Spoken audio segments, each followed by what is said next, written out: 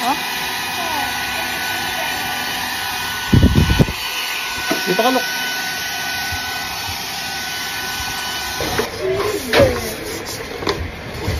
Hello guys, good evening. Ngayon ay September 17, no? So, medyo late na, 10:10 PM na. Ayan, ngayon lang tayo na libre ng oras, no? So, pagkagaling sa work, nag-asikaso sa bahay, pumasok si Commander, nag-asikaso sa mga bata, sa mga assignment ng mga bata. Yan, tapos nagligpit dito sa bahay. Yan, ganyan lang yung routine namin after work. Kaya ngayon lang tayo na libre para makapag-vlog yan. Dire-diretso kasi tayo sa maghapon, no? So, sa ngayon, ang gagawin ko is i-air fry ko lang tong chicken. Yan. Para pang-almusal ng mga bata bukas. And let's go. And guys, bago natin lutuin ang chicken, syempre kailangan hugasan muna natin tong karne. Alam niyo naman, hindi magandang kainin ng karne kapag hindi hinuhugasan. Okay, so hugasan muna natin. Okay. Yan. And guys, nahugasan na natin. So, titimplahan na natin siya ngayon, no? So, meron tayo ditong salt. Yan. Next naman natin guys ay itong paminta. Yan. The next is itong garlic powder. Yan. I-mix lang natin. Lamasin natin ng konti. Yan. Okay. Tapos ito, lalagyan ko to ng konting harina. Yan, para medyo magbuo, maging crunchy yung balat niya. Yan. And guys, gantong amount lang. 1 tablespoon. Yan, goods na yan. Then, lamas ulit. Yan. Yan, okay na. Then, ayan guys, ilalagay na natin tong mga chicken.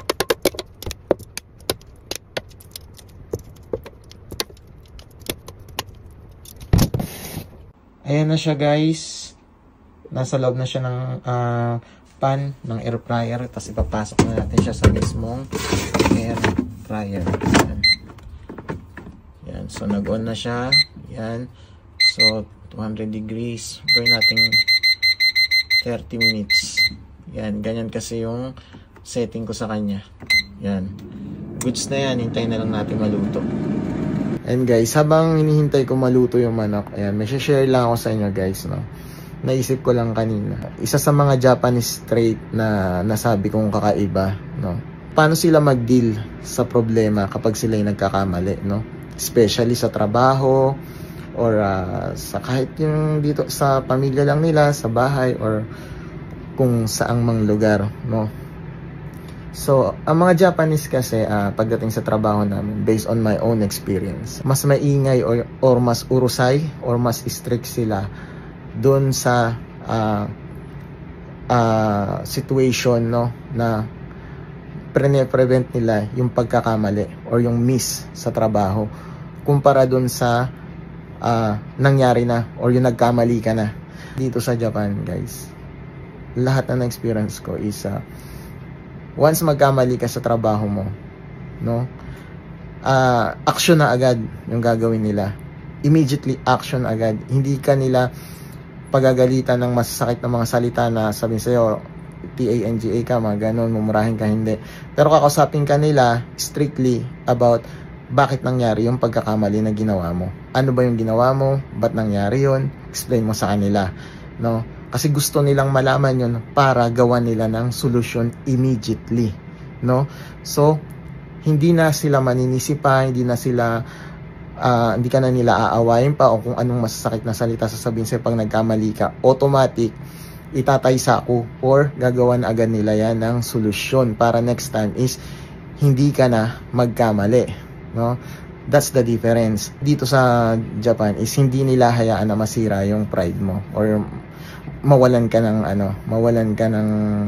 tawag doon, tiwala sa sarili mo. Ganon pa rin sila sa'yo, casual pa din, pero yun nga, kailangan mong explain sa kanila yung reason bakit ka nagkamali, no? In a nice way sila mag-deal sa'yo. Pero ito naman, yung sinasabi ko sa inyo kanina na mas strict sila doon sa situation na dapat hindi ka magkamali, no? Kasi para sa kanila, no, kagaya ng motto natin na isa, prevention is better than cure, di ba? Mas gusto nila na i-prevent yung pagkakamali. Kaya lahat ng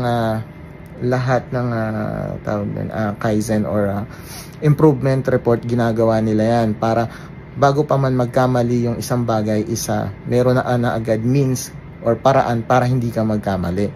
So mas strict sila doon. Talagang binabantayan nila ang kilos mo, dapat susundin mo yung step. Kasi ang mga Japanese guys, by the book yan, no?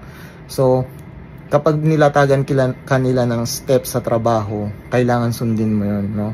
So hindi ko lang alam sa ibang kumpanya or sa ibang trabaho, but ako sa lahat halos ng kumpanya na pinasukan ko dito sa Japan is same pattern, no? Lalatagan kanila ng procedure, kailangan sundin mo yan from 1 to 10, wala kang i-skip dyan, no? Tsaka ka na gumawa ng sarili mong diskarte kapag kaya mo nang mag-isa. Yun na patunayan mo sa kanila na hindi ka na magkakamali. Pero hanggat hindi mo pa kaya mag-isa, kailangan mo sumunod yun. So strict sila doon, no? Kasi nga naman, ang reason nila is kapag nagkamali ka sa trabaho is, lalo na kung line sagyo or yung tuloy-tuloy na trabaho, no?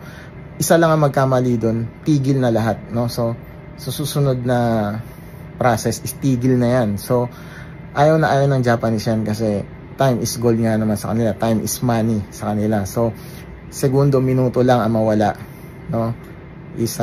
Para sa kanila malaking bagay na yun, no? So kaya strict sila sa pagpe-prevent ng mistake. Yan. So, ganun sila. Kaya siguro may mga naka-experience ditong OFW, trainee, SSW na pagsasalitaan kapag nakakagawa ng hindi sumusunod sa rules, no?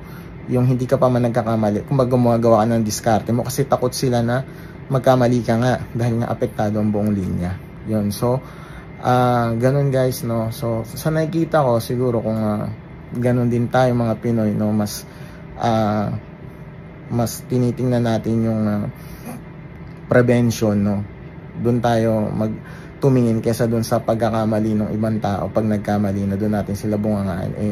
Tingin ko mas okay na tingnan natin agad yung solution kaysa yung pagalitan natin, i-down lalo natin sila pag nagkakamali sila to the point na parang gusto na nilang mag-resign ng trabaho kasi di ba nga yun, pagalitan sila yan, nabungangaan, nasermonan yan. So yun lang naalala ko lang guys, no. Medyo humaba na yung kwento ko, pero yun kasi mga idea na pumasok sa isip ko. Lang guys, na-share ko lang naman. Maraming salamat sa panonood guys. Mabuhay kayong lahat. Till next time, sayonara. Ayan, luto na guys ang ating air fried chicken. Yan. Okay, may pang-almusal na kay mga kolokoys bukas.